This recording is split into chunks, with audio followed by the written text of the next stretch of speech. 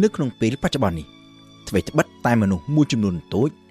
นึกแต่นอมคณีเกิดทางภายได้ระบายยืมมีเรียงสัมผัสโดยเจตนาก็ปันใต้มนุษย์เพียจราอนสติเชื่อทางภายได้ระบายยืมคือมีเรียงมูลสำนูสู่ถาตาจับตั้งปีเป็นามกได้มนุษย์จิตยืมดังถาภายได้มีเรียงมูลหายตาเนนะได้จีน่ะบ้านเราเคยเราหดหมกตัวน้องสับไงนี้มนุษย์เตอร์ตาจิตูเตอร์เนื้อตัวตั้งปีพบโลกแต่มูลสตนอมคณิเชื่อทาคือคริสโตฟโคลัมได้จีน่ะบ้านเราเคยถาภายได้ระบายยืมมีเรียงมูลก็ปันได้นี่กรอนแต่จิการยุลจรล้ำต่อคณีได้ปะเนาะตั้งกับเปิดตื้อคริสโตฟโคลัมไฟตบัดแต่บันฟื้นดำน้ำตามกับปาลตโรเคยชีวิตอเมริกการปีจงศตวรรษที่ดับพรำก็ปันได้มันเม้นจีน่ะได้บ้านเราเคยถาภายได้ระบายยืมมีเรียงมูลนุตีหายก็มันเม้นจีน่ะได้บ้านฟื้นดำน้ำวัลจุ่มวิ่งผู้ภายได้นุได้คือเนจำนี้คานิวิจอมันเนปสิงติดชมัวท่าเฟร์นันเดมาเจลองจิจุนจิตโปรตุเกสได้จีน่ะบ้านฟื้นดำน้ำตามกับปาลมูจุ่มภายได้เดิมมันตลอดกล่าวหายฟื้นนึกดามศตวรรษที่ดับประมวย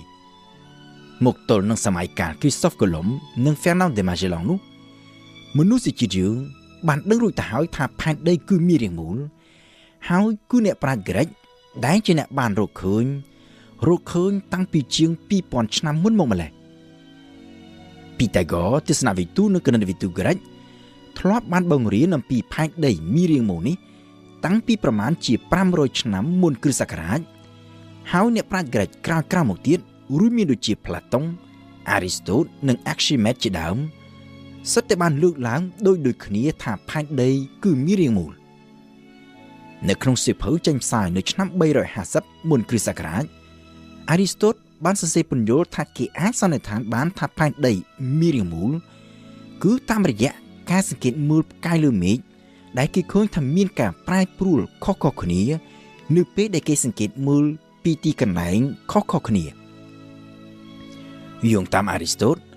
เพราะสันบาภายได้ระบายยืมมีเรียงสัมผัสกี่กู้แต่อาจมือขืนกายโดยขณีนึกกรุบตีกันไหลแต่ง้อมันท่าเนื้อดำบอลไปขางจึงหรือก็เนื้อไปขางทบนูตีก็ปันตานึกนกการสังเกตมูลเจสได้อาริสโตตบันฝึกการกอดสมกอลทับกายคละกี่อาจมือขืนนึกนกประเทศอียิปต์ก็ปันตานึกนกเป็ดแต่มุ้ยโดยขณีกี่มันอาจมือขืนกายแต่งอนิบานเตโปรสันบาเกทัดเนื้อดำบอลสิงเตียดได้ท่านนึกไปขางจึงประเทศอียิปต์ตามระยะการสังเกตนี้หายได้อาริสโตตบ้านสันนิษฐานถาภายได้มีเรียงมูลโดยจิตดมสเฟียร์หายดมสเฟียร์นี้ก็มีตุ่มหอมเหมือนจิตถมคลังปั่นมาโนได้บ้านที่ในครงตีตังได้มีจำง่ายเหมือนเสาจิตง่ายปีขณีคลังพองนุก็คือเนื้อแต่อายสังเกตคืนปีกาปลายปลุในกายในเลือเมฆบ้านแบบนี้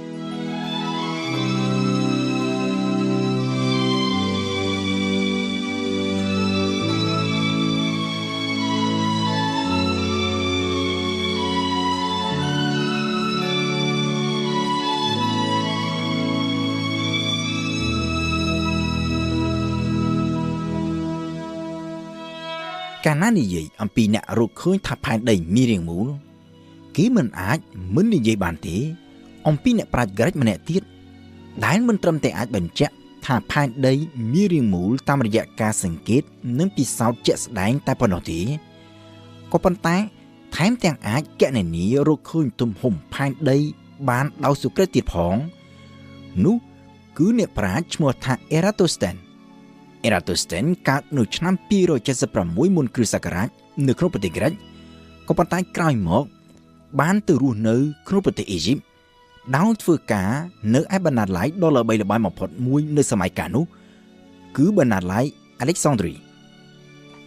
ในเปรกุมพงฟื้นกาเนื้ออเล็กซานดรีนุเอราโตสเตนบ้านจับอารมณ์ตัวเลือบัตรพุทธมวยได้ลูกบ้านสังเกตคืนเอราโตสเตนบัดดังท่านึกครุ่งตีกรองมวยชมัวท่าเสียนทัดนึกไปขังทบงประเทศอียิปต์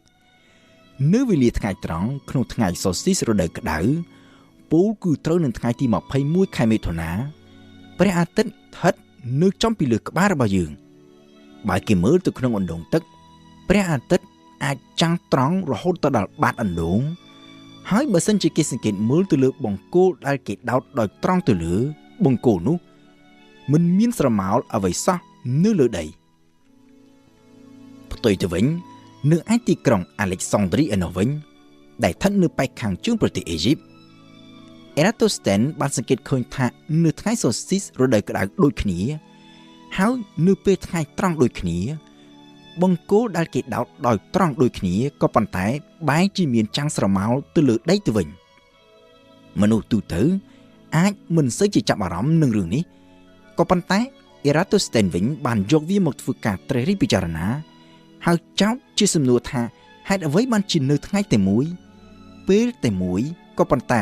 នៅកន្លែងមួយព្រះអាទិត្យស្ថិតនៅចំពីលើក្បាលធ្វើឲ្យបង្គោលមិនចាំងស្រមោលទៅលើដីចំណែកឯនៅកន្លែងមួយទៀតព្រះអាទិត្យបែរជាស្ថិតនៅចំហៀងហើយធ្វើឲ្យបង្គោលចាំងស្រមោលទៅលើដីបែបនេះទៅវិញប្រសិនបើផែនដីមានរាងសំប៉ែតផ្ទៃដីត្រូវមានរាងស្មើដោយបន្ទាត់ដោយគ្មានកំណោងហើយព្រះអាទិត្យគួរតែមានទីតាំងដូចគ្នានៅក្នុងទីក្រុងទាំងពីរពូលគឺបើនៅចំពីលើក្បាលត្រូវនៅចំពីលើក្បាលដូចគ្នាហើយបើនៅចំហៀងគឺត្រូវនៅចំហៀងដូចគ្នាហើយចាំងស្រមោលទៅលើដីក្នុងទិសដៅដូចគ្នានិងទំហំដូចគ្នាសម្រាប់អេរ៉ាតូស្តេនព្រះអាទិត្យតែមួយមិនអាចមានទីតាំងខុសគ្នានៅក្នុងពេលតែមួយបាននោះទេដូច្នេះការដែលបង្គោលដែលដោតត្រង់ទៅលើដូចគ្នាក៏ប៉ុន្តែចាំងស្រមោលមកលើដីមិនដូចគ្នារវាងក្រុងទាំងពីរនេះវាគឺជាការបញ្ជាក់យ៉ាងច្បាស់ថាផែនដីមានរាងមូលហើយផ្ទៃដីមានរាងកោងទើបធ្វើឲ្យបង្គោលទាំងពីរនេះអ្វីត្បិតតែគេមើលទៅឃើញដោតត្រង់ទៅលើបើធៀបទៅនឹងផ្ទៃដីនៅក្នុងទីក្រុងខ្លួនឯងរៀងខ្លួនក៏ប៉ុន្តែបើធៀបទៅនឹងព្រះអាទិត្យវិញគឺវាចង្អុលទៅទិសខុសគ្នាទៅតាមភាពកោងនៃផែនដីលើពីនេះទៅទៀតតាមរយៈការវាស់វែងប្រវែងបង្គោលនិងប្រវែងស្រមោលដែលនៅលើដីអេរ៉ាតូស្តេនថែមទាំងអាចកំណត់បានទៀតផងថាបង្គោលទាំងពីរនេះចង្អុលទៅទិសខុសគ្នាក្នុងរង្វះមុំប្រមាណជា7ដឺក្រេដែលមានន័យថាភាពកោងនៃផែនដីរវាងទីក្រុងទាំងពីរនេះមានកម្រិត7ដឺក្រេពូលគឺប្រមាណជា1/50នៃរង្វង់ជុំវិញផែនដីដែលមាន360ដឺក្រេតាមរយៈក្បួនគណិតវិទ្យាដ៏សាមញ្ញអេរ៉ាតូស្តេនបានកំណត់ថាបើសិនជាភាពកោងរវាងទីក្រុងសៀននិងទីក្រុងអាឡិចសាន់ដ្រីស្មើនឹង1/50នៃរង្វង់ជុំវិញផែនដីដូច្នេះប្រវែងសរុបនៃរង្វង់ជុំវិញផែនដីគឺត្រូវស្មើនឹង50ដងនៃចម្ងាយរវាងទីក្រុងទាំងពីរអេរ៉ាតូស្តេនក៏បានជួលឲ្យគេវាស់ចម្ងាយរវាងទីក្រុងទាំងពីររួចហើយយកមកគណនារកឃើញថារង្វង់ជុំវិញភពផែនដីរបស់យើងនេះមានប្រវែងជិត 40,000 គីឡូម៉ែត្រនៅក្នុងពេលបច្ចុប្បន្ននេះតាមរយៈបច្ចេកវិទ្យាដ៏ទំនើបគេបានធ្វើការវាស់វែងឃើញថាប្រវែងពិតប្រាកដនៃរង្វង់ជុំវិញផែនដីគឺមាន 40,075 គីឡូម៉ែត្រដែលនេះមានន័យថាការគណនារបស់អេរ៉ាតូស្តេនមានភាពសុក្រិតដោយមានកម្រិតលៀងមិនដល់ 2% នោះផងហើយគេមិនត្រូវភ្លេចទេថាអេរ៉ាតូស្តេនបានធ្វើការគណនានេះតាំងពីឆ្នាំ240មុនគ្រិស្តសករាជពូលគឺតាំងពីជាង 2000 ឆ្នាំមុននៅពេលដែលមនុស្សយើងនៅមិនទាន់មានឧបករណ៍វាស់វែងនិងបច្ចេកវិទ្យាទំនើបដូចជាពេលបច្ចុប្បន្ននេះនៅឡើយ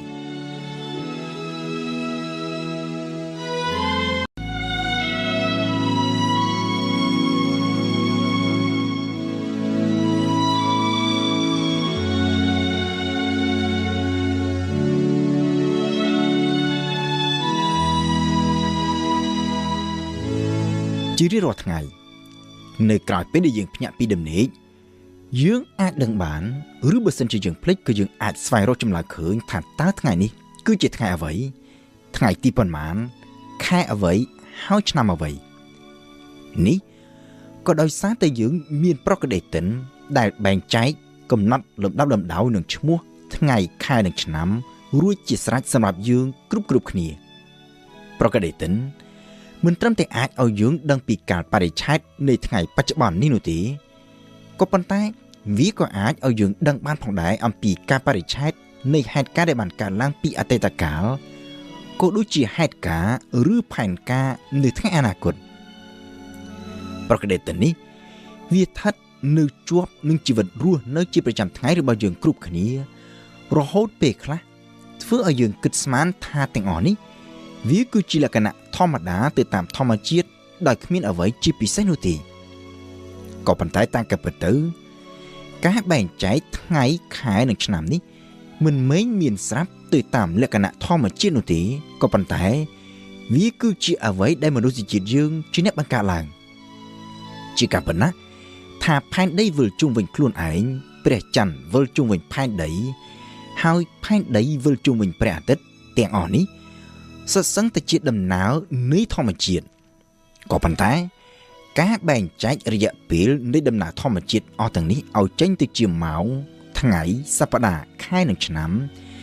គឺមនុស្សយើងជាអ្នកកំណត់ហើយមនុស្សយើងបានធ្វើការបែងចែកពេលវេលានេះតាំងពីយូរយារណាស់មកហើយគឺតាំងពីរាប់ពាន់ឆ្នាំមុនគ្រិស្តសករាជមកម្ល៉េះនៅក្នុងសម័យដើមដំបូងនោះគុំថាឡើយទៅដល់ដឹងថាផែនដីមានចលនាវិលជុំវិញខ្លួនឯងនិងវិលជុំវិញព្រះអាទិត្យសូម្បីត្រឹមថាផែនដីមានរាងមូលនោះក៏មនុស្សជាតិយើងនៅមិនទាន់ដឹងនៅឡើយនោះផងដូច្នេះយើងអាចសាកល្បងគិតស្រមៃមើលបានថាតើនៅក្នុងសម័យកាលដែលមនុស្សយើងមិនទាន់មានចំណេះដឹងជឿនលឿនហើយគ្មានប្រកដីតិនគ្មានម៉ោងថ្ងៃខែហើយនិងឆ្នាំបែបនេះតើគេអាចធ្វើការសម្គាល់ពេលវេលាបានដោយរបៀបណាមធ្យោបាយតែមួយគត់ក្នុងការកំណត់ពេលនេះពីនោះគឺតាមរយៈការសង្កេតមើលទៅលើដំណើរវិវត្តនៃព្រះអាទិត្យព្រះច័ន្ទនិងផ្កាយដែលនៅលើមេឃក៏ដូចជាសង្កេតទៅលើដំណើរវិវត្តនៃអ្វីៗផ្សេងទៀតដែលនៅក្នុងធម្មជាតិជុំវិញខ្លួនយើងជាពិសេសគឺដំណើរវិវត្តនៃរដូវកាលនិយាយជារួមទៅគឺទាមទារជាចាំបាច់នៅចំណេះដឹងជំនាញខាងតារាសាស្ត្រ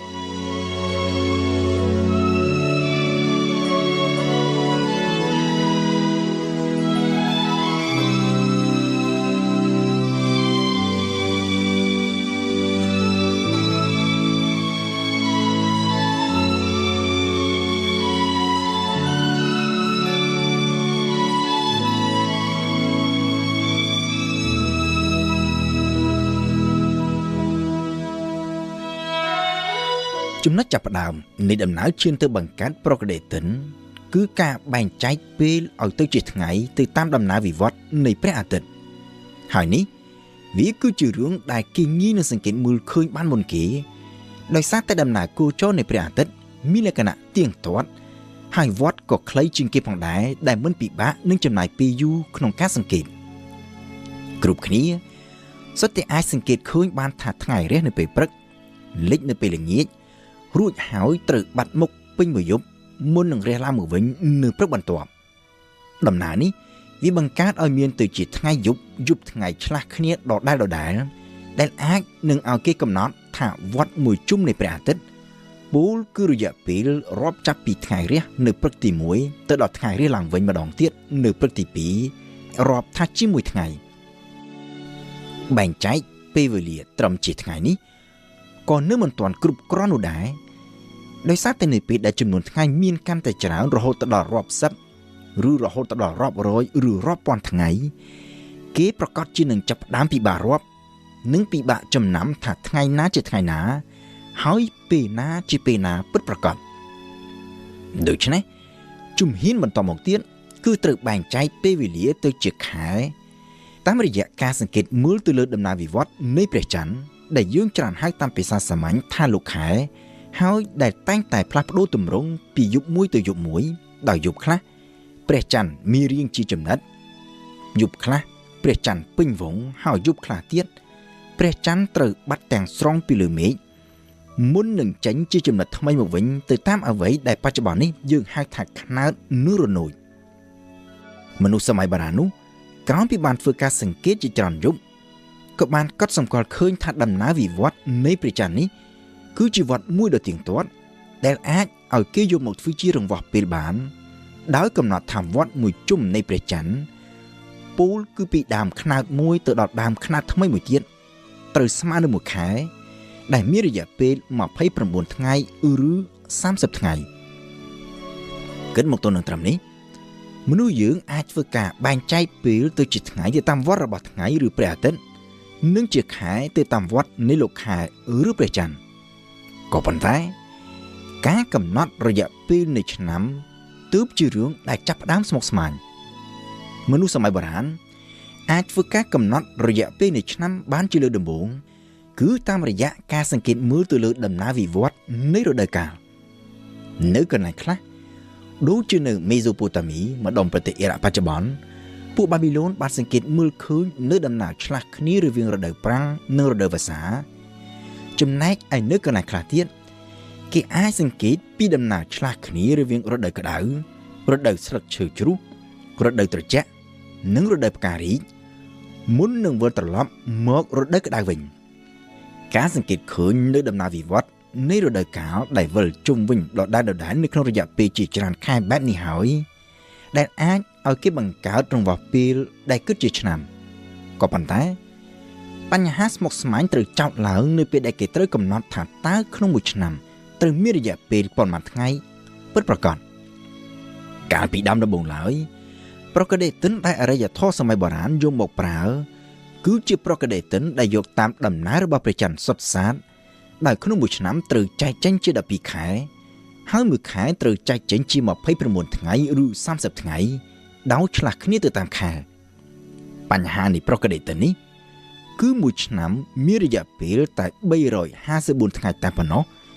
ដែលជាហេតុធ្វើឲ្យមានភាពមិនស៊ីចង្វាក់គ្នារវាងប្រកដេទិននិងរដូវកាលដែលគេសង្កេតឃើញជាក់ស្ដែងក្រោយមកគឺពួកបាប៊ីឡូនដែលបានធ្វើការកែសម្រួលបង្កើតទៅជាប្រកដេទិនដែលមាន360ថ្ងៃក្នុងមួយឆ្នាំប្រកដេទិននេះវាក៏នៅតែមិនទាន់ត្រូវនឹងឆ្នាំពិតប្រាកដដែលមាន365ថ្ងៃនៅឡើយនោះដែរក៏ប៉ុន្តែទោះជាយ៉ាងណាប្រកដេទិនបាប៊ីឡូននេះវាមានសុក្រិតភាពជាងមុនច្រើនហើយលើសពីនេះទៅទៀតពួកបាប៊ីឡូនក៏បានធ្វើការបែងចែកពេលវេលាជាប្រភេទថ្មីមួយទៀតដែលយើងនៅតែបន្តប្រើមកទល់នឹងពេលបច្ចុប្បន្ននេះគឺការបែងចែកជាសប្តាហ៍ដែលមាន7ថ្ងៃរហូតមកទល់នឹងពេលបច្ចុប្បន្ននេះដំណើរដើមរឿងនៃការបង្កើតសប្តាហ៍ដែលមាន7ថ្ងៃនេះវានៅតែជារឿងដ៏អាថ៌កំបាំងមួយនៅឡើយ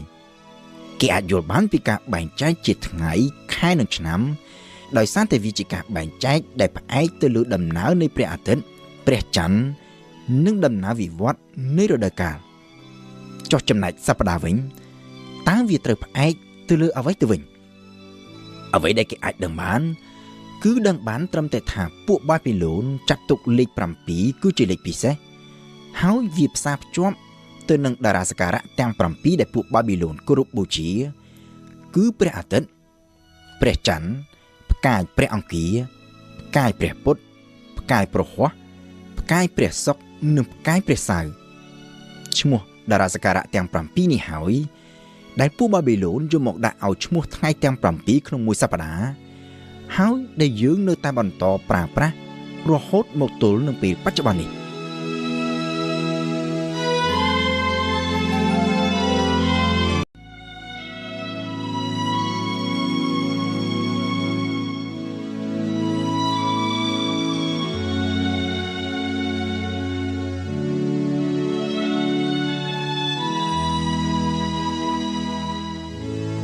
មនុស្សសម័យបុរាណ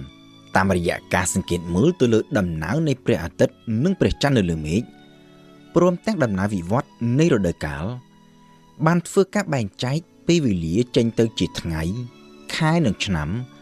តាំងពីយូរយារណាស់មកហើយពោលគឺតាំងពីរាប់ពាន់ឆ្នាំមុនគ្រិស្តសករាជមកម្ល៉េះក៏ប៉ុន្តែប្រកដេទិនដែលអរិយធម៌សម័យបុរាណយកមកប្រើកាលពីដើមដំបូងនោះគឺជាប្រកដេទិនដែលយកតាមដំណើររបស់ព្រះច័ន្ទសុទ្ធសាធដែលជាហេតុធ្វើឲ្យចំនួនថ្ងៃក្នុងឆ្នាំនៃប្រកដេទិនវាមិនស៊ីចង្វាក់គ្នាទៅនឹងរដូវកាលដែលគេសង្កេតឃើញជាក់ស្ដែងក្រោយមកពួកបាប៊ីឡូននិងមេសូប៉ូតាមីធ្លាប់បានធ្វើការកែសម្រួលប្រកដេទិនពីមួយឆ្នាំមានត្រឹម354ថ្ងៃឲ្យទៅជាមួយឆ្នាំមាន360ថ្ងៃដែលជាប្រកដេទិនមួយមានភាពសុក្រិតជាងមុនដោយលៀកអៀងពីឆ្នាំពិតប្រាកដតែ5ថ្ងៃតែប៉ុណ្ណោះក៏ប៉ុន្តែសម្រាប់ពួកអេស៊ីបលៀកអៀងត្រឹមតែ5ថ្ងៃក្នុងមួយឆ្នាំនេះ ក៏វានៅតែចោទជាបញ្ហាដ៏ធំមួយដែរទៅដល់ជីវិតរស់នៅប្រចាំថ្ងៃរបស់ពួកគេដែលទាមទារជាចាំបាច់នៅការព្យាករណ៍ដោយសុក្រិតនៅរដូវកាលសម្រាប់ការដាំដុះអរិយធម៌អេស៊ីបសម័យបុរាណបានចាប់កំណើតឡើងនៅក្នុងតំបន់មួយដែលមានអាកាសធាតុហួតហែងខ្លាំងស្ទើរតែគ្មានភ្លៀងធ្លាក់តតែសោះពេញក្នុងមួយឆ្នាំដូច្នេះជីវិតរស់នៅរបស់ប្រជាជនអេស៊ីបនៅពេលនោះដែលពឹងផ្អែកលើកសិកម្មក៏ត្រូវពឹងផ្អែកទាំងស្រុងផងដែរទៅលើដំណើរវិវត្តនៃទឹកទន្លេនីលកាលពីសម័យបុរាណនោះបើទោះបីជាគេនៅមិនទាន់អាចកំណត់បានដោយសុក្រិតថាមួយឆ្នាំមានប៉ុន្មានថ្ងៃពិតប្រាកដនៅឡើយក៏ដោយក៏ប៉ុន្តែពួកអេស៊ីបអាចសង្កេតឃើញដោយជាក់ស្ដែងនៅបាតុភូតមួយដែលកើតឡើងជាទៀងទាត់គឺការជន់លិចនៃទឹកទន្លេនីលនៅក្នុងអំឡុងពេលទឹកជំនន់នេះតំបន់នៅតាមដងទន្លេនីលទាំងមូលត្រូវលិចលង់ទាំងអស់ដោយគេមិនអាចធ្វើការដាំដុះអ្វីបាននោះទេក៏ប៉ុន្តែក្នុងពេលជាមួយគ្នាទឹកជំនន់នេះវាក៏មានផលប្រយោជន៍ផងដែរពីព្រោះថាវានាំដីល្បាប់មកគ្របដណ្ដប់លើដីអេស៊ីបដែលហួតហែងគ្មានជីជាតិក្រោយពីទឹកជំនន់ស្រកចុះទៅវិញប្រជាជនអេស៊ីបក៏ចាប់ផ្ដើមធ្វើការដាំដុះលើដីល្បាប់ដែលបន្សល់ទុកដោយទឹកជំនន់រួចហើយពួកគេត្រូវប្រមូលផលឲ្យបានមុនពេលទឹកទន្លេជន់លិចសាជាថ្មីម្ដងទៀតសកម្មភាពកសិកម្មបែបនេះវាទាមទារជាចាំបាច់ឲ្យមានការកំណត់ដោយសុក្រិតនៅរដូវកាលដែលគេបែងចែកចេញជា3គឺរដូវទឹកជំនន់ទន្លេនីលរដូវដាំដុះនិងរដូវប្រមូលផលប្រជាជនអេស៊ីបត្រូវការប្រុងប្រៀបខ្លួនជាមុនថានៅពេលណាត្រូវចាប់ផ្ដើមធ្វើការដាំដុះហើយនៅពេលណាត្រូវចាប់ផ្ដើមប្រមូលផលឲ្យបានមុនពេលរដូវទឹកជំនន់ត្រឡប់មកវិញ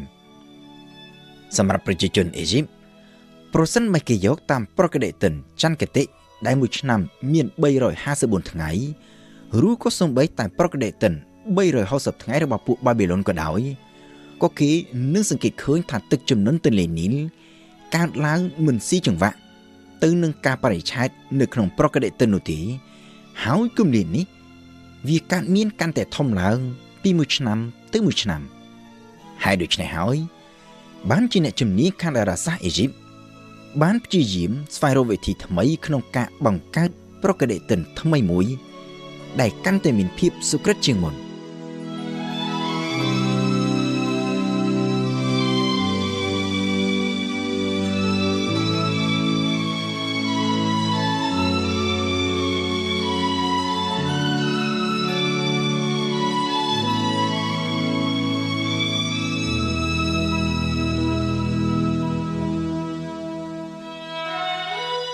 នៅក្នុងការសិក្សាទៅលើការបង្កើតប្រកដេតិនថ្មីអ្នកជំនាញខាងតារាសាស្ត្រអេស៊ីបបានបង្វែរពីការសង្កេតមើលព្រះច័ន្ទទៅសង្កេតមើលផ្កាយវិញម្ដងហើយមានផ្កាយមួយដួងដែលទាក់ទាញចំណាប់អារម្មណ៍របស់ពួកគេនៅពេលនោះគឺផ្កាយដែលមានឈ្មោះថា Sirius ដែលពេលខ្លះត្រូវបានគេហៅថាផ្កាឆ្កែគឺជាផ្កាយដែលមានពន្លឺភ្លឺជាងគេបង្អស់នៅលើមេឃនៅពេលយប់នៅប្រទេសកម្ពុជាគេអាចមើលឃើញផ្កាយនេះស្ទើរតែពេញមួយឆ្នាំហើយគេអាចរកវាឃើញដោយធៀបទៅនឹងផ្កាយាមនគរឬផ្កាយាមដែលគេស្គាល់ជាលក្ខណៈអន្តរជាតិថា Orion ចេញពីផ្កាយាមនគរនេះបើយើងសម្លឹងត្រង់ចុះមកខាងក្រោមយើងនឹងអាចមើលឃើញផ្កាយមួយដួងដែលមានពន្លឺភ្លឺចាំងចែងជាងផ្កាយណាផ្សេងទៀតទាំងអស់នោះហើយគឺផ្កាយ Sirius នៅអេស៊ីបគេអាចមើលឃើញផ្កាយ Sirius នេះស្ទើរតែពេញមួយឆ្នាំដែរលើកលែងតែក្នុងរយៈពេលប្រមាណជា2ខែដែលគេមិនអាចមើលផ្កាយនេះឃើញដោយសារតែផ្កាយនេះរះនៅពេលថ្ងៃជាមួយនឹងព្រះអាទិត្យនៅប្រមាណជា 3000 ឆ្នាំមុនគ្រិស្តសករាជអ្នកតារាសាស្ត្រអេស៊ីបបានធ្វើការកត់សម្គាល់ថានៅរៀងរាល់លើកក្រោយពីបាត់មកប្រមាណជា2ខែផ្កាយ Sirius ចាប់ផ្ដើមរះឡើងមកវិញនៅពេលព្រឹកព្រលឹមហើយប៉ុន្មានថ្ងៃក្រោយមកទឹកទន្លេនីលក៏ចាប់ផ្ដើមជន់លិចក្រោយពីបានមើលឃើញពីភាពស៊ីចង្វាក់គ្នាយ៉ាងទៀងទាត់រវាងបាតុភូតទាំងពីរបែបនេះហើយបានជាអ្នកជំនាញខាងតារាសាស្ត្រអេស៊ីបកំណត់យកផ្កាយ Sirius ធ្វើជាគោលក្នុងការកំណត់ឆ្នាំដែលយកថ្ងៃដែល Sirius រះឡើងមកវិញជាថ្ងៃចូលឆ្នាំថ្មីរួចហើយរាប់ចំនួនថ្ងៃជាបន្តបន្ទាប់រហូតដល់ថ្ងៃដែលផ្កាយ Sirius នេះរះឡើងមកវិញនៅឆ្នាំបន្ទាប់ក៏ឃើញថាមួយឆ្នាំមិនមែនមានត្រឹមតែ360ថ្ងៃនោះទេក៏ប៉ុន្តែតាមការពិតទៅគឺមានរហូតដល់ទៅ365ថ្ងៃឯណោះចាប់តាំងពីពេលនោះហើយដែលអេស៊ីបបានបង្កើតប្រកដេតិនប្រភេទថ្មីមួយទៀតដែលចេញពីប្រកដេតិនច័ន្ទគតិដែលគេធ្លាប់ប្រើហើយប្រកដេតិនដែលអេស៊ីបទើបនឹងបង្កើតថ្មីនោះត្រូវបានគេចាត់ទុកថាជាប្រកដេតិនសូរិយគតិលើកដំបូងបង្អស់នៅក្នុងប្រវត្តិនៃមនុស្សជាតិយើងតាមប្រកដេតិនថ្មីរបស់អេស៊ីបនេះមួយឆ្នាំត្រូវចែកចេញជា12ខែដែលមានរយៈពេល30ថ្ងៃស្មើគ្នាដោយគិតជាសរុប360ថ្ងៃរួចហើយគេបូកបន្ថែម5ថ្ងៃនៃចុងឆ្នាំដើម្បីបង្គ្រប់ឲ្យបានទៅជា365ថ្ងៃក្រោយពីបានបង្កើតប្រកដេតិនសូរិយគតិនេះអេស៊ីបក៏មិនបោះបង់ចោលប្រកដេតិនច័ន្ទគតិចាស់ចោលនោះដែរដោយរាល់ការគុណគូតារាសាស្ត្រព្រមទាំងពិធីសាសនាទាំងប៉ុន្មានត្រូវបន្តធ្វើទៅតាមប្រកដេតិនច័ន្ទគតិចាស់ចំណែកឯប្រកដេតិនសូរិយគតិដែលទើបនឹងបង្កើតថ្មីគឺត្រូវយកទៅប្រើខាងផ្នែកស៊ីវិលរួមមានដូចជានៅក្នុងកិច្ចការរដ្ឋបាលនិងជាពិសេសគឺការកំណត់រដូវកាលសម្រាប់ការងារកសិកម្មប្រកដេតិនសូរិយគតិដែលអេស៊ីបទើបនឹងបង្កើតឡើងមកនេះធ្វើត្បិតតែវាមានភាពសុក្រិតច្រើនធៀបទៅនឹងប្រកដេតិនមុនក៏ប៉ុន្តែវាក៏នៅតែមិនទាន់ត្រូវទាំងស្រុងទៅនឹងឆ្នាំពិតប្រាកដនោះឡើងនោះដែរដោយសារតែនៅក្នុងប្រកដេតិននេះមួយឆ្នាំមាន365ថ្ងៃគត់ជារៀងរាល់ឆ្នាំក្នុងពេលដែលចំនួនថ្ងៃពិតប្រាកដក្នុងមួយឆ្នាំគឺមានច្រើនជាង365ថ្ងៃបន្តិចបាននិយាយដោយចំគឺមាន365.25ថ្ងៃនេះមានន័យថាប្រកដេតិនអេស៊ីបត្រូវខ្វះកន្លះថ្ងៃនៅរៀងរាល់2ឆ្នាំម្ដងហើយខ្វះ1ថ្ងៃនៅរៀងរាល់4ឆ្នាំម្ដងហើយដូច្នេះហើយបានជាក្រោយមកទៀតចក្រភពរ៉ូមបានយកប្រកដេតិនអេស៊ីបនេះមកធ្វើការកែសម្រួលបង្កើតទៅជាប្រកដេតិនថ្មីមួយទៀតដែលគេត្រូវបន្ថែម1ថ្ងៃគឺថ្ងៃទី29កុម្ភៈនៅរៀងរាល់4ឆ្នាំម្ដងប្រកដេតិនចក្រភពរ៉ូមដែលយើងនៅបន្តប្រើប្រាស់រហូតមកទល់នឹងពេលបច្ចុប្បន្ននេះ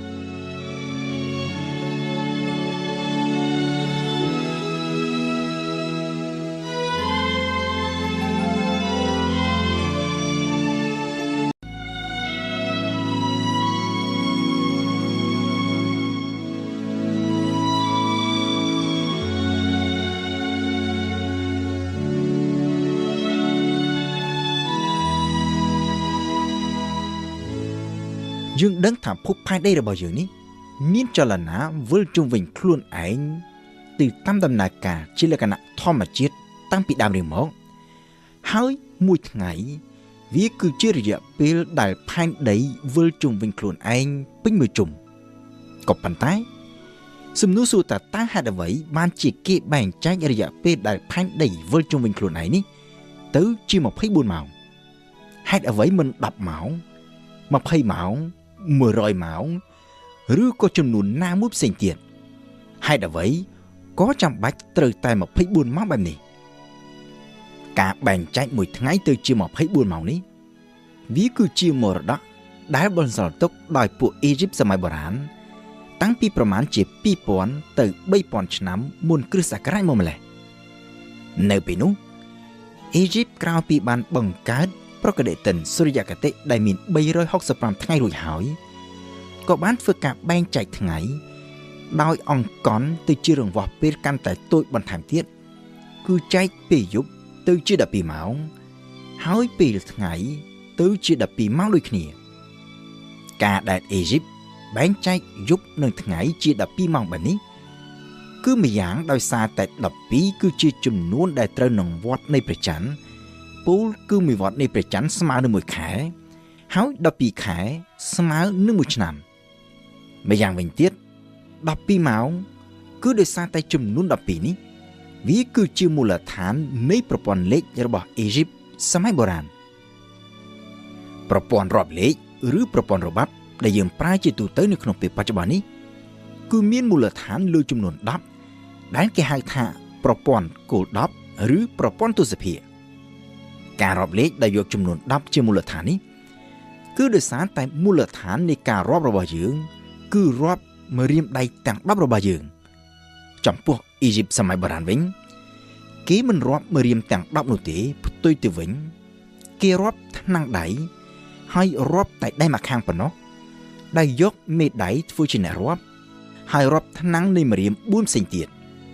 ដោយសារតែម្រាមមួយមានថ្នាំង3ដូច្នេះម្រាមទាំង4គឺត្រូវមានថ្នាំង12ហើយដូច្នេះហើយបានជាពួកអ៊ីជីបសម័យបុរាណនោះគេប្រើប្រព័ន្ធគោល12ដើម្បីរាប់លេខហើយការបែងចែកម៉ោងនៅពេលយប់និងពេលថ្ងៃក៏ត្រូវបានធ្វើឡើងដោយយក12ជាចំនួនគោលនៅក្នុងការបែងចែកម៉ោងអ្នកជំនាញខាងតារាសាស្ត្រអ៊ីជីបបានធ្វើការបែងចែកម៉ោងនៅពេលយប់ជាមុនដោយម៉ោងនីមួយៗនៅពេលយប់នោះ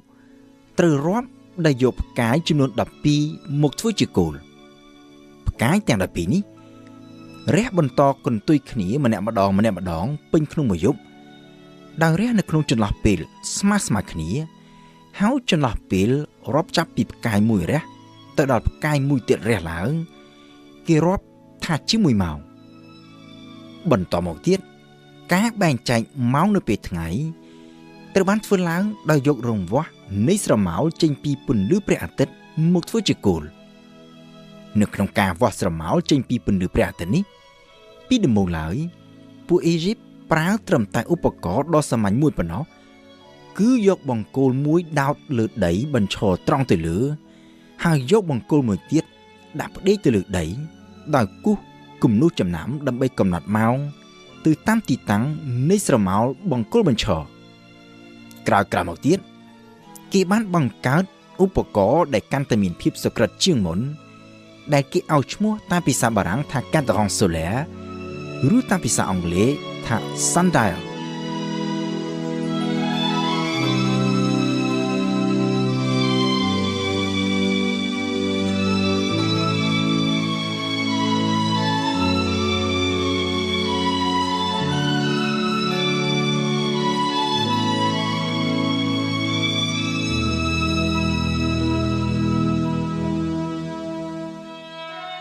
នៅក្នុងការបែងចែកម៉ោងនៅពេលថ្ងៃដោយការវាស់ស្រមោលព្រះអាទិត្យនេះពួកអ៊ីជីបត្រូវប្រឈមនឹងចំណោទសម្រាប់ពេលព្រឹកព្រលឹមគឺនៅពេលដែលមេឃចាប់ផ្ដើមភ្លឺស្រាងពិបាកនឹងមើលផ្កាយចំណែកឯថ្ងៃក៏មិនទាន់រះដែលអាចចាំងស្រមោលឲ្យគេវាស់បានដូចគ្នាដែរនៅពេលព្រលប់គឺនៅពេលដែលថ្ងៃក៏លិចបាត់ចំណែកឯមេឃក៏មិនទាន់ងងឹតខ្លាំងដែលអាចឲ្យគេមើលឃើញផ្កាយបានច្បាស់នៅឡើយដើម្បីដោះស្រាយបញ្ហានេះពួកអ៊ីជីបក៏បានកំណត់ថានៅពេលព្រឹកព្រលឹមចាប់ពីចុងម៉ោងទី12នៃពេលយប់រហូតដល់ពេលថ្ងៃចាប់ផ្ដើមរះគឺត្រូវរាប់ថាជា1ម៉ោងហើយពេលព្រលប់ចាប់ពីពេលថ្ងៃលិចរហូតដល់ពេលដែលផ្កាយតំណាងឲ្យម៉ោងទី1នៃពេលយប់ចាប់ផ្ដើមរះឡើងគេត្រូវរាប់ថាជា1ម៉ោងដូចគ្នាចំណែកឯរយៈពេលរាប់ចាប់តាំងពីថ្ងៃរះរហូតដល់ថ្ងៃលិចគេបែងចែកជា10ម៉ោងតែប៉ុណ្ណោះនិយាយជារួមគឺ12ម៉ោងសម្រាប់ពេលយប់10ម៉ោងសម្រាប់រយៈពេលពីថ្ងៃរះដល់ថ្ងៃលិច1ម៉ោងសម្រាប់ពេលព្រឹកព្រលឹមនិង1ម៉ោងសម្រាប់ពេលព្រលប់គិតជាសរុបរយៈពេល1ថ្ងៃពេញគឺ1ថ្ងៃ1យប់ត្រូវស្មើនឹង24ម៉ោងក៏ប៉ុន្តែម៉ោងរបស់ពួកអ៊ីជីបនៅពេលនោះមិនមានរយៈពេលស្មើគ្នានោះទេរវាងម៉ោងនៅពេលថ្ងៃនិងម៉ោងនៅពេលយប់ដោយសារតែពេលថ្ងៃនិងពេលយប់ត្រូវបែងចែកចេញទៅជា12ម៉ោងដូចគ្នាជាប់ជានិច្ចពេញក្នុងមួយឆ្នាំដូច្នេះនៅក្នុងអំឡុងរដូវក្តៅនៅពេលដែលថ្ងៃមានរយៈពេលយូរជាងយប់1ម៉ោងនៅពេលថ្ងៃមានរយៈពេលវែងជាង1ម៉ោងនៅពេលយប់ហើយផ្ទុយពីនេះទៅវិញនៅក្នុងអំឡុងរដូវត្រជាក់នៅពេលដែលថ្ងៃមានរយៈពេលខ្លីជាងយប់1ម៉ោងនៅពេលថ្ងៃក៏ត្រូវមានរយៈពេលកាន់តែខ្លីទៅតាមនោះផងដែរក៏ប៉ុន្តែសម្រាប់អ៊ីជីបសម័យបុរាណនោះការដែលម៉ោងនីមួយ មានរយៈពេលមិនស្មើគ្នានេះក៏វាមិនចោទជាបញ្ហាអ្វីធំដុំនោះដែរដោយសារតែនៅពេលនោះគេរាប់តែចំនួនម៉ោងតែប៉ុណ្ណោះដោយមិនត្រូវការដឹងលម្អិតអំពីរយៈពេលនៃម៉ោងនីមួយៗនោះទេហើយគេក៏នៅមិនទាន់ធ្វើការបែងចែកម៉ោងឲ្យទៅជានាទីនិងវិនាទីនៅឡើយនោះដែរតាមក៏ពិតទៅការបែងចែកម៉ោងចេញទៅជានាទីនិងវិនាទីដើម្បីយកមកប្រើជារង្វាស់ពេលគឺទើបនឹងត្រូវបានធ្វើឡើងកាលពីប្រមាណជា400ឆ្នាំមុននេះតែប៉ុណ្ណោះពោលគឺនៅក្នុងអំឡុងសតវត្សទី16នៃគ្រិស្តសករាជក៏ប៉ុន្តែឫសគល់នៃការបែងចែក1ម៉ោងទៅជា60នាទីនិង1នាទីទៅជា60វិនាទីដែលយើងប្រើរហូតមកទល់នឹងសប្តាហ៍នេះគឺកើតចេញពីប្រព័ន្ធលេខឬប្រព័ន្ធរបាប់របស់ពួកបាប៊ីឡូនរបៀបរាប់លេខរបស់ពួកបាប៊ីឡូនមិនមែនមានមូលដ្ឋានលើលេខ10ដូចជាសម័យកាលបច្ចុប្បន្ននោះទេហើយក៏មិនមែនមានមូលដ្ឋានលើលេខ12ដូចជាពួកអេស៊ីបនោះដែរក៏ប៉ុន្តែផ្ទុយទៅវិញវាមានមូលដ្ឋានលើលេខ60ដែលគេហៅថាជាប្រព័ន្ធគោល60ហើយតាមរយៈប្រព័ន្ធគោល60នេះហើយដែលពួកបាប៊ីឡូនបានធ្វើការបែងចែករង្វង់ចេញទៅជា360ផ្នែកដែលយើងហៅថា degree ក្រោយមកទៀតនៅក្នុងចន្លោះពី100ឆ្នាំទៅ300ឆ្នាំមុនគ្រិស្តសករាជអ្នកប្រាជ្ញក្រិកមួយចំនួនរួមមានដូចជា Archimedes, Aristarch និង Hipparchus ជាដើមបានប្រើប្រព័ន្ធលេខរបស់ពួកបាប៊ីឡូននេះដើម្បីធ្វើការបែងចែក degree ចេញទៅជា60មីនុតឬនាទីហើយនៅក្នុងអំឡុងសតវត្សទី1នៃគ្រិស្តសករាជអ្នកប្រាជ្ញរ៉ូមដើមកំណើតក្រិកម្នាក់ទៀតឈ្មោះថាផ្តូលេមីក៏បានធ្វើការបែងចែកមីនុតឬនាទីនេះឲ្យទៅជារង្វាស់កាន់តែតូចថែមទៀតគឺ1មីនុតស្មើនឹង60សេកុងឬវិនាទីក៏ប៉ុន្តែទោះជាយ៉ាងណាពីដំបូងឡើយការបែងចែកនេះត្រូវបានធ្វើឡើងសម្រាប់តែរង្វាស់មុំតែប៉ុណ្ណោះរហូតទាល់តែដល់សតវត្សទី11ទើបរង្វាស់មុំនេះត្រូវបានអ្នកតារាសាស្ត្រយកទៅបំផ្លែងជារង្វាស់ពេលហើយរហូតទាល់តែដល់សតវត្សទី16ឯណោះទើបការបែងចែកម៉ោងចេញជាមីនុតឬនាទីត្រូវបានគេយកទៅប្រើជារង្វាស់ពេលនៅក្នុងការរស់នៅជាប្រចាំថ្ងៃរបស់មនុស្សទូទៅ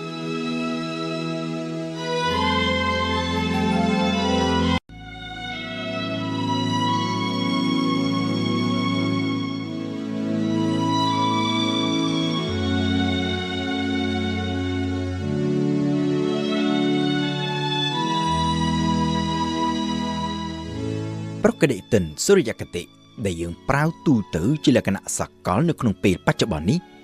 វាគឺជាប្រកបតិនដែលបង្កើតឡើងដោយចក្រភពរ៉ូមហើយភាពចម្លែកនៃខែកុម្ភៈដែលមានត្រឹមតែ28ថ្ងៃតិចជាងគេនោះក៏វាមានឫសគល់ចេញពីចក្រភពរ៉ូមនេះដែរ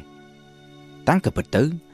ប្រកបតិនដើមដំបូងដែលចក្រភពរ៉ូមបានបង្កើតឡើងកាលពីជាង700ឆ្នាំមុនគ្រិស្តសករាជមកនោះវាមានលក្ខណៈខុសគ្នាស្រឡះពីអ្វីដែលយើងប្រើនៅក្នុងពេលបច្ចុប្បន្ននេះប្រកបតិនដើមដំបូងនោះមានត្រឹមតែ10ខែតែប៉ុណ្ណោះដោយចាប់ផ្ដើមពីខែមីនាដែលគេរាប់ថាជាខែទី1ហើយបញ្ចប់ត្រឹមខែធ្នូដែលគេរាប់ថាជាខែទី10តាំងពីពិតទៅតម្រុយនៃប្រកបតិន10ខែហើយបញ្ចប់ត្រឹមខែធ្នូនេះគឺនៅតែបន្តមានមកទល់នឹងសប្តាហ៍ថ្ងៃគឺមាននៅក្នុងឈ្មោះខែមួយចំនួនជាភាសានៅតាមបណ្ដាប្រទេសដែលទទួលឥទ្ធិពលពីភាសាឡាតាំងរួមមានដូចជាភាសាបារាំងនិងអង់គ្លេសជាដើមយើងអាចឃើញថាខែធ្នូដែលជាភាសាបារាំង December និងជាភាសាអង់គ្លេស December វាคล้ายពីពាក្យឡាតាំងគឺ Decem ដែលមានន័យថា10នៅក្នុងចំណាំខែទាំង10នៃប្រកបតិនរ៉ូម៉ាំងដើមដំបូងនោះ4ខែមាន31ថ្ងៃចំណែក6ខែផ្សេងទៀតមាន30ថ្ងៃគិតជាសរុបមួយឆ្នាំមានត្រឹមតែ304ថ្ងៃតែប៉ុណ្ណោះពោលគឺតិចជាងឆ្នាំពិតប្រាកដរហូតដល់ទៅ61ថ្ងៃឯណោះដោយមើលឃើញពីភាពខ្វះចន្លោះបែបនេះស្ដេចថ្មីរបស់រ៉ូមឈ្មោះថា Numa Pompilius ដែលជាស្ដេចទី2ឡើងគ្រងរាជ្យនៅឆ្នាំ715មុនគ្រិស្តសករាជក៏បានសម្រេចធ្វើការកែប្រែប្រកបតិនចាស់ដោយបានសម្រេច បន្ថែម2ខែទៀតគឺខែមករានិងខែកុម្ភៈប្រកបតិនថ្មីនេះនៅតែចាប់ផ្ដើមពីខែមីនាជាខែទី1ហើយខែធ្នូជាខែទី10ដដែលចំណែកឯខែដែលទើបនឹងបង្កើតថ្មីនេះត្រូវដាក់នៅខាងចុងឆ្នាំជាខែទី11និងខែទី12នៅក្នុងការកែប្រែប្រកបតិននេះ Numa Pompilius ចង់តម្រូវឲ្យត្រូវទៅតាមឆ្នាំចន្ទគតិដែលមាន354ថ្ងៃក៏ប៉ុន្តែ354វាគឺជាលេខគូហើយ Numa Pompilius គឺជាមនុស្សដែលមានជំនឿយ៉ាងខ្លាំងថាលេខគូវាគឺជាលេខមិនល្អដូច្នេះហើយបានជាប្រកបតិនថ្មីនេះត្រូវដំឡើងមួយថ្ងៃឲ្យទៅជាថ្ងៃសេសគឺ355ថ្ងៃក្នុងមួយឆ្នាំក្នុងពេលជាមួយគ្នាចំនួនថ្ងៃនៅក្នុងខែនីមួយៗក៏ត្រូវបានធ្វើការកែប្រែឲ្យទៅជាចំនួនសេសទាំងអស់ផងដែរដោយខែទាំង4ដែលមាន31ថ្ងៃស្រាប់នៅក្នុងប្រកបតិនចាស់ត្រូវទុកឲ្យនៅ31ថ្ងៃដដែលចំណែកឯ6ខែផ្សេងទៀតដែលពីមុនមាន30ថ្ងៃត្រូវកាត់បន្ថយមួយថ្ងៃឲ្យមកនៅត្រឹម29ថ្ងៃគ្រប់ខែទាំងអស់ចំពោះខែ2ទៀតដែលទើបនៅបង្កើតថ្មីដោយសារតែថ្ងៃដែលនៅសល់មិនអាចចែកជាចំនួនសេសទាំងពីរបាន Numa Pompilius ក៏បានសម្រេចយក29ថ្ងៃដាក់ឲ្យខែមករាចំណែកឯខែកុម្ភៈត្រូវមាន28ថ្ងៃដែលនៅសល់ចុងក្រោយគេ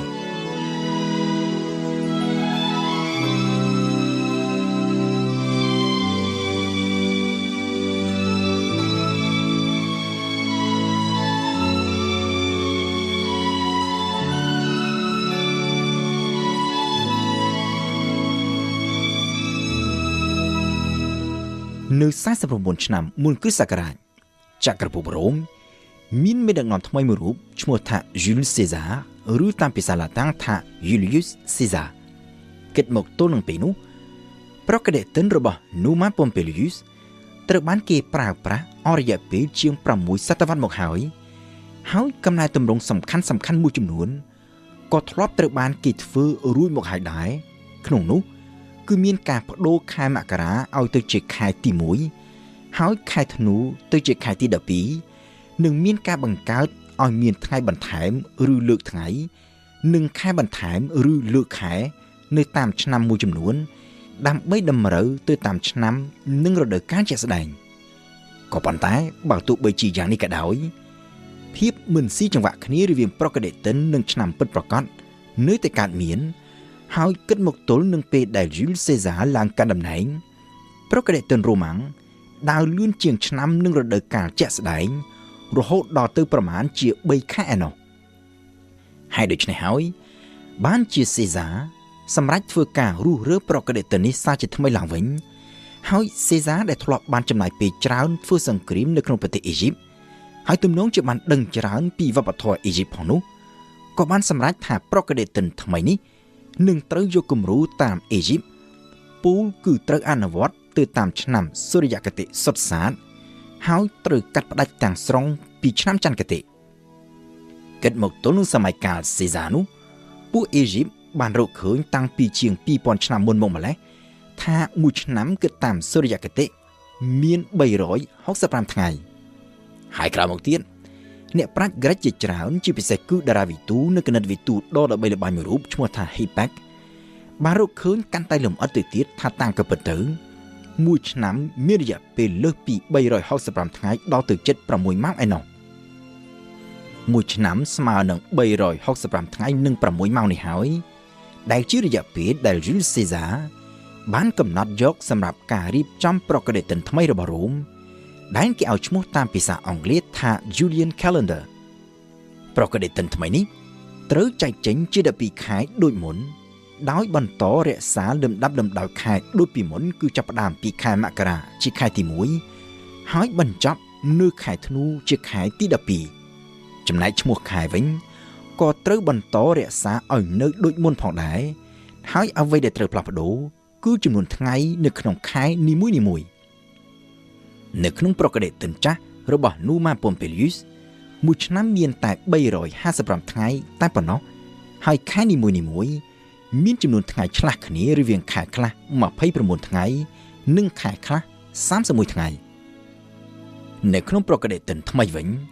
ដើម្បីបង្គ្រប់ឲ្យបាន365ថ្ងៃសេសាបានបន្ថែម10ថ្ងៃពីលើហើយ10ថ្ងៃនេះត្រូវយកទៅពង្រាយនៅតាមខែនីមួយៗដើម្បីបង្កើតទៅជាខែដែលឆ្លាស់គ្នារវាង30ថ្ងៃនិង31ថ្ងៃចំពោះខែកុម្ភៈវិញគេរក្សាទុកឲ្យនៅត្រឹម28ថ្ងៃដូចកាលពីមុនលើកលែងតែនៅក្នុងរយៈពេល4ឆ្នាំម្ដងដែលខែកុម្ភៈនេះត្រូវមាន29ថ្ងៃដើម្បីបង្គ្រប់ឲ្យបាន1ឆ្នាំ365ថ្ងៃនិង6ម៉ោងក៏ប៉ុន្តែសេសាមិនបាននៅតាមដានមើលដោយផ្ទាល់ភ្នែកខ្លួនឯងនោះទេនៅការបន្ថែមថ្ងៃឬលើកថ្ងៃនេះដោយសារតែលោកត្រូវបានគេធ្វើឃាតនៅឆ្នាំ44មុនគ្រិស្តសករាជពលគឺតែ2ឆ្នាំប៉ុណ្ណោះក្រោយការដាក់ឲ្យប្រើប្រាស់ជាផ្លូវការនៃប្រកដេតិនថ្មីរបស់លោកក្រោយការធ្វើឃាតនេះសភារ៉ូមក៏បានសម្រេចបដូរឈ្មោះខែមួយដាក់តាមឈ្មោះរបស់ Julius Caesar គឺខែកក្កដាដែលកាលពីមុនមានឈ្មោះថា Quintilis ត្រូវដូរទៅជា Julius ហើយដែលបច្ចុប្បន្នគេហៅតាមភាសាអង់គ្លេសថា July ក្រោយមកទៀតនៅពេលដែលរ៉ូមបានធ្វើការផ្លាស់ប្ដូររបបដឹកនាំពីរបបសាធារណរដ្ឋទៅជារបបដឹកនាំតាមបែបចក្រភពអធិរាជទី1នៃចក្រភពរ៉ូមថ្មីនេះគឺអធិរាជ August បានសម្រេចយកឈ្មោះរបស់ខ្លួនទៅដាក់ឲ្យខែមួយទៀតដែលនៅបន្ទាប់ពីខែកក្កដារបស់ Caesar គឺខែសីហាដែលបច្ចុប្បន្នគេហៅតាមភាសាអង់គ្លេសថា August ហើយដែលកាលពីមុនមានឈ្មោះថា Sextilis ដែលជាភាសាឡាតាំងមានន័យថាខែទី6ទៅតាមប្រកដេតិនដើមដំបូងដែលមានតែ10ខែប្រកដេតិន Julian Calendar ត្រូវបានគេប្រើប្រាស់ជាទូទៅអស់រយៈពេលរហូតដល់ទៅជាង1500ឆ្នាំឯណោះក៏ប៉ុន្តែវាក៏មិនមែនជាប្រកដេតិនដែលមានភាពសុក្រិត 100% នៅឡើយនោះដែរពីព្រោះថាតាមការពិតទៅមួយឆ្នាំមានមិនដល់365ថ្ងៃនិង6ម៉ោងគត់នោះទេគឺមានត្រឹមតែ365ថ្ងៃ5ម៉ោង48នាទីនិង46វិនាទីប៉ុណ្ណោះដូច្នេះការបន្ថែមមួយថ្ងៃនៅរៀងរាល់4ឆ្នាំម្ដងវាគឺជាការបន្ថែមច្រើនជ្រុលហើយគិតត្រឹមសតវត្សទី16នៃគ្រិស្តសករាជប្រកដេតិន Julian Calendar នេះដើរយូរជាងឆ្នាំពិតប្រាកដរហូតដល់ទៅ10ថ្ងៃឯណោះហើយដូច្នេះហើយបានជានៅឆ្នាំ1582សម្ដេចប៉ាប Gregor ទី13បានសម្រេចធ្វើការកែសម្រួលប្រកដេតិននេះសារជាថ្មីម្ដងទៀតដោយកំណត់ថានៅរៀងរាល់4ឆ្នាំម្ដងពូលគឺឆ្នាំដែលចែកដាច់នឹង4គេនៅតែបន្តបន្ថែមមួយថ្ងៃគឺថ្ងៃទី29ខែកុម្ភៈដោយកាលពីមុនលើកលែងតែឆ្នាំណាដែលចែកដាច់នឹង100ក៏ប៉ុន្តែចែកមិនដាច់នឹង400ថ្ងៃទី29កុម្ភៈនេះនឹងមិនត្រូវគេបន្ថែមនោះទេប្រកដេតិនថ្មីនេះដែលគេហៅតាមភាសាអង់គ្លេសថា Gregorian Calendar ត្រូវបានគេដាក់ឲ្យប្រើប្រាស់ចាប់តាំងពីថ្ងៃទី4ខែតុលាឆ្នាំ1582ហើយប្រកដេតិននេះវាគឺជាប្រកដេតិនដែលយើងនៅបន្តប្រើប្រាស់ជាទូទៅរហូតមកទល់នឹងសព្វថ្ងៃនេះ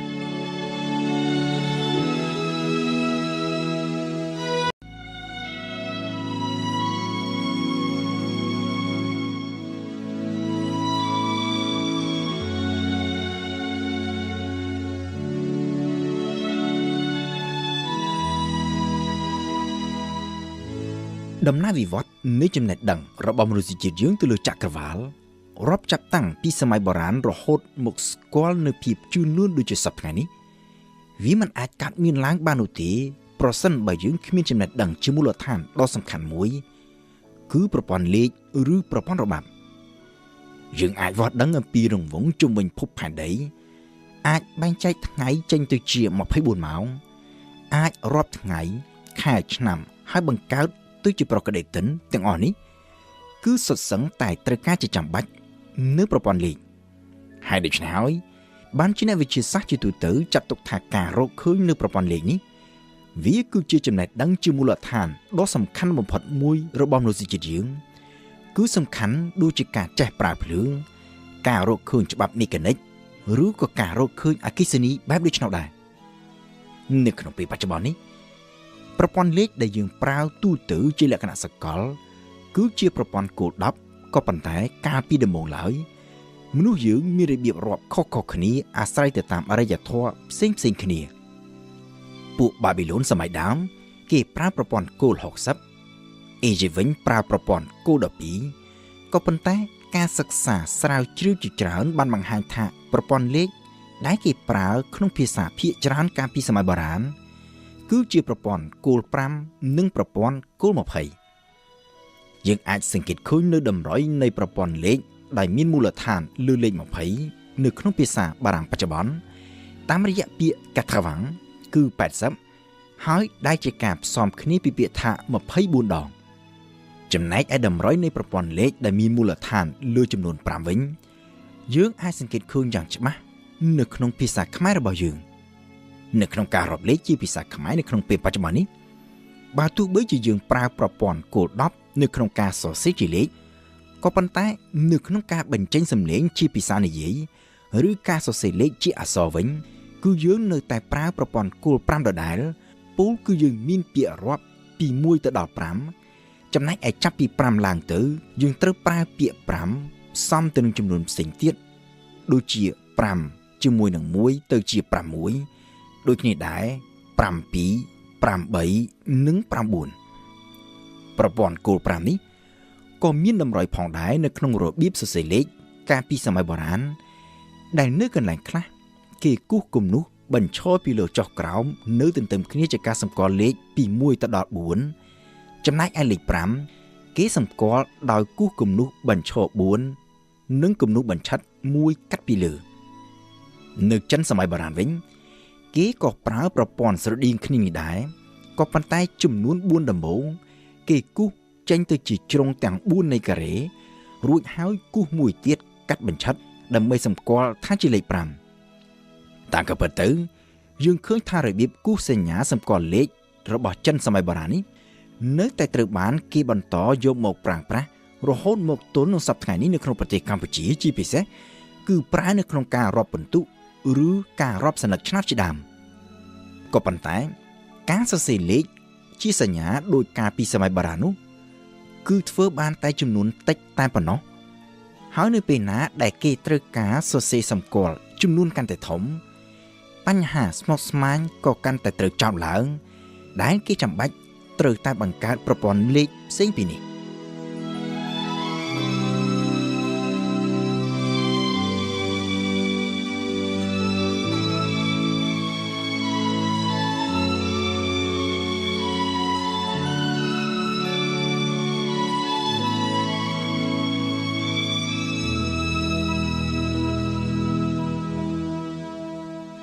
ប្រព័ន្ធលេខដែលយើងប្រើប្រាស់ជាទូទៅជាលក្ខណៈសកលនៅក្នុងពេលបច្ចុប្បន្ននេះត្រូវបានគេនាំគ្នាហៅជាទូទៅថាជាប្រព័ន្ធលេខអារ៉ាប់ក៏ប៉ុន្តែតាមការពិតទៅអ្នកប្រាជ្ញដែលបានធ្វើការចងក្រងប្រព័ន្ធលេខនេះយកទៅផ្សព្វផ្សាយជះឥទ្ធិពលរហូតទៅដល់ប្រទេសលោកខាងលិចហើយក្រោយមកទៀតរៀលដាលទៅពាសពេញពិភពលោកមកទល់នឹងសប្តាហ៍នេះគឺមិនមែនជាអ្នកប្រាជ្ញអារ៉ាប់នោះទេក៏ប៉ុន្តែគឺជាអ្នកប្រាជ្ញ Perse ដ៏ល្បីល្បាញបំផុតមួយខាងគណិតវិទ្យាឈ្មោះថា Al-Khwarizmi ដែលត្រូវបានគេសរសេរទៅជាឡាតាំង Algorithmi ហើយដែលជាឫសគល់នៃពាក្យថា algorithm នៅពេលបច្ចុប្បន្ននេះ Al-Khwarizmi នេះទៀតសោតតាំងពីទៅក៏មិនមែនជាអ្នកដែលបានបង្កើតប្រព័ន្ធលេខនេះដោយខ្លួនឯងនោះដែរក៏ប៉ុន្តែគ្រាន់តែជាការចម្លងបន្តពីប្រព័ន្ធដែលមានស្រាប់រួចហើយតែប៉ុណ្ណោះហើយម្ចាស់ដើមពិតប្រាកដនៃប្រព័ន្ធលេខនេះគឺឥណ្ឌាតាមរយៈការសិក្សាស្រាវជ្រាវថ្មីចុងក្រោយគេបានរកឃើញភស្តុតាងដែលអាចបញ្ជាក់បានយ៉ាងច្បាស់ថាឥណ្ឌាបានបង្កើតប្រព័ន្ធលេខនេះយ៉ាងតិចតាំងពីសតវត្សទី5នៃគ្រិស្តសករាជឬក៏មុននេះផងក៏អាចថាបានលក្ខណៈពិសេសនៃប្រព័ន្ធលេខឥណ្ឌានេះគឺការរាប់តាមប្រព័ន្ធគោល10ការសរសេរលេខជាខ្ទង់ពូគឺលេខតែមួយអាចមានតម្លៃខុសៗគ្នាអាស្រ័យទៅលើទីតាំងរបស់វាជាខ្ទង់រាយខ្ទង់10ខ្ទង់100ខ្ទង់1000ឬក៏ខ្ទង់លើសពីនេះនិងកាន់តែពិសេសជាងនេះទៅទៀតគឺការប្រើសញ្ញា0នៅក្នុងប្រព័ន្ធលេខតាំងពីពិតទៅគំនិតក្នុងការប្រើ0ដើម្បីសរសេរលេខជាខ្ទង់នេះក៏មាននៅក្នុងអរិយធម៌ផ្សេងទៀតដែររួមមានដូចជាពួកបាប៊ីឡូននៅមេសូប៉ូតាមីនិងពួកម៉ាយ៉ានៅទ្វីបអាមេរិកជាដើម ក៏ប៉ុន្តែនៅក្នុងអរិយធម៌ទាំងនេះ0គ្រាន់តែជាសញ្ញាមួយសម្រាប់សម្គាល់ខ្ទង់លេខតែប៉ុណ្ណោះដែលគេហៅតាមភាសាអង់គ្លេសថា placeholder ឧទាហរណ៍គឺគេប្រើ0ដើម្បីបែងចែករវាងលេខ12និងលេខ102ជាដើមនៅឥណ្ឌាវិញឥណ្ឌាគឺខុសពីអរិយធម៌អស់ទាំងនោះ0ដែលឥណ្ឌាបានបង្កើតឡើងមកនោះវាមិនមែនដើម្បីធ្វើត្រឹមតែជាសញ្ញាសម្គាល់ខ្ទង់លេខតែប៉ុណ្ណោះទេក៏ប៉ុន្តែវាគឺជាលេខពេញមុខពេញមាត់ដូចគេដូចឯងហើយអ្វីត្បិតតែវាគ្រាន់តែជាលេខដែលសម្គាល់ពីភាពទទេក៏ប៉ុន្តែនៅក្នុងទស្សនវិជ្ជារបស់ឥណ្ឌាដែលមានឥទ្ធិពលច្រើនពីពុទ្ធសាសនាគេផ្ដល់សារៈសំខាន់ខ្លាំងចំពោះភាពទទេពោលគឺ0ជាភាសាសំស្ក្រឹតរហូតមកទល់នឹងពេលបច្ចុប្បន្ននេះគេនៅតែមិនទាន់មានភស្តុតាងបញ្ជាក់ច្បាស់ 100% នៅឡើយទេថាតើលេខ0នេះត្រូវបានគេចាប់ផ្ដើមប្រើប្រាស់តាំងពីពេលណាមកពិតប្រាកដកន្លងមកលេខ0ដ៏ចំណាស់ជាងគេបង្អស់ត្រូវបានគេរកឃើញនៅលើជញ្ជាំងប្រាសាទមួយដែលត្រូវបានគេសាងសង់ឡើងនៅក្នុងអំឡុងសតវត្សទី9នៅក្នុងប្រទេសឥណ្ឌាក្រោយមកទៀតលេខ0កាន់តែចំណាស់ជាងនេះទៅទៀតត្រូវបានគេរកឃើញក៏ប៉ុន្តែមិនមែនរកឃើញនៅឥណ្ឌានោះទេគឺរកឃើញនៅលើសិលាចារឹកមួយរបស់ខ្មែរដែលមានអាយុកាលតាំងពីសតវត្សទី7ពោលគឺមានចំណាស់ចាស់ជាងលេខ0នៅឥណ្ឌារហូតដល់ទៅប្រមាណជា2សតវត្សឯណោះក៏ប៉ុន្តែបើទោះបីជាយ៉ាងនេះក៏ដោយអ្នកជំនាញជាទូទៅនៅតែកំណត់ថាលេខ0ដើមដំបូងគឺពិតជាមានដើមកំណើតចេញពីឥណ្ឌាមុននឹងត្រូវរីកសាយភាយមកដល់អាណាចក្រខ្មែរដែលជាអរិយធម៌មួយទទួលឥទ្ធិពលខ្លាំងពីឥណ្ឌាចុងក្រោយបងអស់កាលពីឆ្នាំ2017កន្លងទៅថ្មីនេះការវាស់អាយុដោយប្រើបច្ចេកទេសរ៉ាឌីយ៉ូកាបនទៅលើសាស្ត្រាមួយដែលគេរកឃើញនៅឥណ្ឌាហើយដែលមានលេខ0សរសេរនៅលើនោះបង្ហាញថាសាស្ត្រានេះមានអាយុកាលតាំងពីអំឡុងសតវត្សទី3ឬទី4មកម្ល៉េះពូលគឺចាស់ជាងលេខ0លើសិលាចារឹកខ្មែររហូតដល់ទៅប្រមាណជា300ឆ្នាំហើយចាស់ជាងលេខ0នៅលើជញ្ជាំងប្រាសាទឥណ្ឌាដែលគេរកឃើញពីមុននោះរហូតដល់ទៅប្រមាណជា500ឆ្នាំឯណោះគិតជារួមទៅរហូតមកទល់នឹងសប្តាហ៍នេះអ្នកវិទ្យាសាស្ត្រជាទូទៅមានការឯកភាពគ្នាថាលេខ0ដែលយើងប្រើបច្ចុប្បន្ននេះគឺមានដើមកំណើតចេញពីឥណ្ឌាហើយតាមរយៈលេខ0និងប្រព័ន្ធលេខរបស់ឥណ្ឌានេះហើយដែលយើងមានប្រព័ន្ធលេខទំនើបប្រើប្រាស់រហូតមកទល់នឹងសប្តាហ៍នេះប្រព័ន្ធលេខនេះដែលកាលពីមុនត្រូវបានគេហៅថាជាប្រព័ន្ធលេខអារ៉ាប់បច្ចុប្បន្នត្រូវបានគេប្ដូរមកហៅថាជាប្រព័ន្ធលេខហិណ្ឌូអារ៉ាប់វិញហើយវាគឺជាប្រព័ន្ធលេខដ៏មានប្រសិទ្ធភាពបំផុតមួយដែលអាចឲ្យយើងរាប់និងសរសេរលេខទៅតាមចិត្តចង់តាំងពីចំនួនដ៏តូចបំផុតគឺចំនួន0ដែលជាភាពទទេរហូតទៅដល់ចំនួនដ៏ធំសម្បើមដល់ទៅរាប់ពាន់ម៉ឺនលានកោដហើយធ្វើដោយ